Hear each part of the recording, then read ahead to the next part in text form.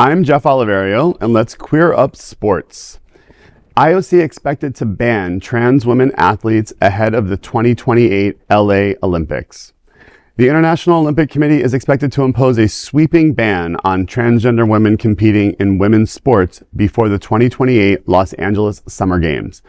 Multiple sources told The Guardian the policy could take effect within the next year, aligning with President Donald Trump's demand to ban all trans athletes from Olympic competition.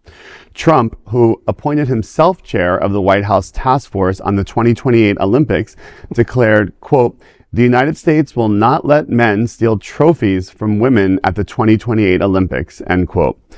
The likely ban follows IOC President Kirsty Coventry's campaign promise and mirrors restrictions already adopted by many global sports bodies. Trans civil rights lawyer Alejandra Caraballo warned, quote, "What an IOC gender testing policy will do is wreak havoc on intersex women. They will be disqualified and have their entire lives upended." Since the Olympics are being held in LA, this policy would violate state civil rights law, and I hope trans and intersex athletes challenge such a policy, end quote.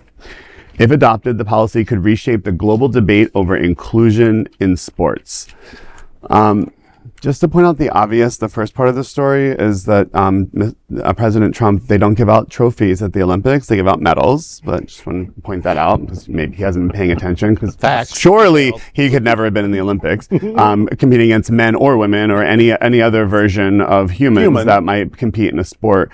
You know, it's interesting, the Olympics are going to be coming right into the headlines of an election year again. So you can imagine this is going to be such a touch point. And again, if Gavin Newsom is potentially going to be on the ballot or running for office and the Olympics are going to be in California, I can only see this amping up more and more. And I do hope that they challenge it because of, again, where the Olympics are held, and wondering, you know, what the outcome is going to be because, you know, having the Olympics in our most liberal state in the country, may provide some protections. I hope so.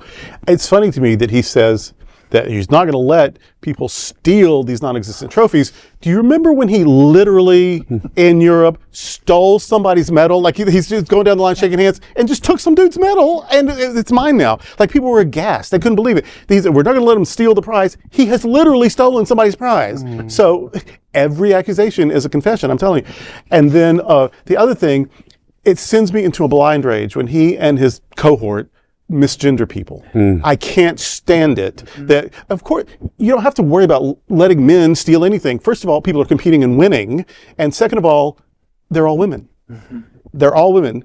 You don't get to decide they're not. So anyway, this is only bigotry. This has nothing to do with sportsmanship or athletics, or this is 100% bigotry. And he only appointed himself to be head because the Heritage Foundation whores told him to do that. He doesn't make decisions on his own. He's unable to decide whether to stay awake during meetings. So he doesn't make those kinds of decisions. This is Russell Vought. This is Kevin Roberts. This is all that Heritage Foundation trash. I think it's kind of crazy that there are an estimated 10,000 athletes that are going to be competing in the summer Olympics. So say 1% of them are trans, which that's a really high. That'd be high. It's like what, 100? I mean, it's just so crazy. HCS 100 trans people are in the even compete. And not all trans athletes win. A lot of us don't. I mean, if I decided to like be in a sport, I would be at the back of the line. I'd be huffing and puffing and forget about it. So we're not a threat, you know. And physicians, I mean, endocrinologists, they all say, by the time they're there, there's no advantage. There's no, because they've left, there's no advantage. There isn't. It's a non-story. There is no other queer nonprofit media platform like this in the entire world. Support our LGBTQ stories by sharing them and subscribing to Queer News Tonight.